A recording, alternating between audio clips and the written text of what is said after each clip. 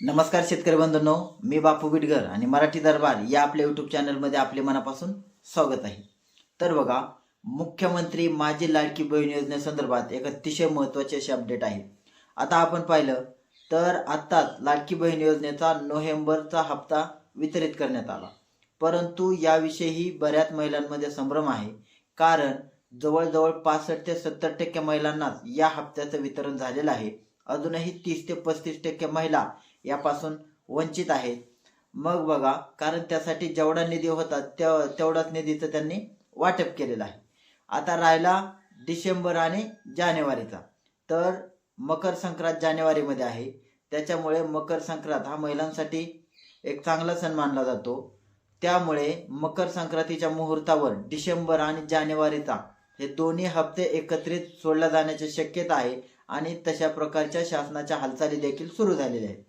आता यासाठी बघा, मध्यंतरी जे काही हिवाळी अधिवेशन झालं तर त्या हिवाळी अधिवेशनामध्ये 75,000 कोटी रुपयांच्या पुरवण्याच्या मागणीची तरतूद केलेली होती आणि त्याच्यामध्येच मुख्यमंत्री माझी लाडकी बहीण योजनेसाठी देखील 6,103 कोटी रुपयांची तरतूद केलेली आहे.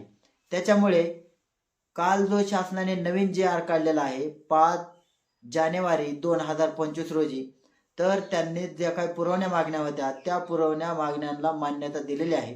आपण स्क्रीनवर पाहू शकता, हा JR त्यांनी काढलेला आहे आणि त्याच्या माध्यमातून या निधीला देखील मंजुरी देण्यात आलेली आहे. आता ज्यावेळेस निधीची तरतूद केली जाईल त्यावेळेस अजून एक JR शासन निर्णय घेतला जाईल आणि त्यानंतर 1 ते 2 दिवसामध्ये पात्र महिलांच्या खात्यावरती ही रक्कम जमा होण्याला सुरुवात होणार आहे. आता याच्यामध्ये आपण पाहिलं तर नोव्हेंबरच्या राहिलेल्या 30 ते 35% महिला आणि डिसेंबर आणि जानेवारीचे हे दोन्ही हप्ते एकत्रित सोडले जाण्याची शक्यता आहे.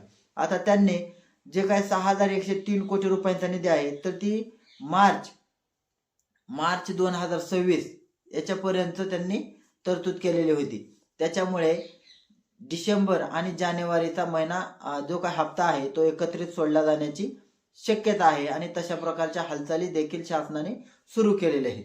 आता तुम्ही म्हणाल की सध्या निवडणुकीचा काळ आहे, परंतु ही अगोदरच पूर्वनियोजित अशी योजना आहे आणि एक महिलांप्रती एक त्यांना रोजच्या दैनंदिन जीवनामध्ये एक उपयोगीला पडावं अशा प्रकारची ही योजना आहे आणि त्याच्यामुळे या निधीला पैसे वितरित करण्याला किंवा निधीची तरतूद करण्याला निवडणूक आयोग कोणती आडकाठी घालेल अशी शक्यता नाही किंवा अशा प्रकारचं त्यांचं कोणतंही स्टेटमेंट नाही.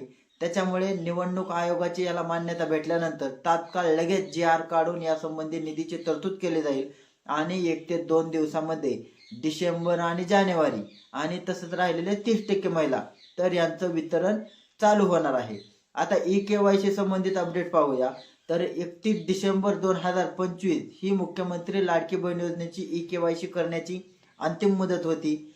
या संदर्भात कोणतीही मुदतवाढ शासनाने सध्या तरी दिलेली नाही. त्याच्यामुळे अफवांवर विश्वास ठेवू नका आणि अशा प्रकारची कोणतीही अपडेट नाही. ज्या वेळेस eKYC संबंधी काय अपडेट येईल त्याविषयी आम्ही नक्कीच तुमच्यापर्यंत पोहोचवण्याचा, ती जी माहिती असेल ती तुमच्यापर्यंत पोहोचवण्याचा नक्की प्रयत्न करू. तुर्तास धन्यवाद.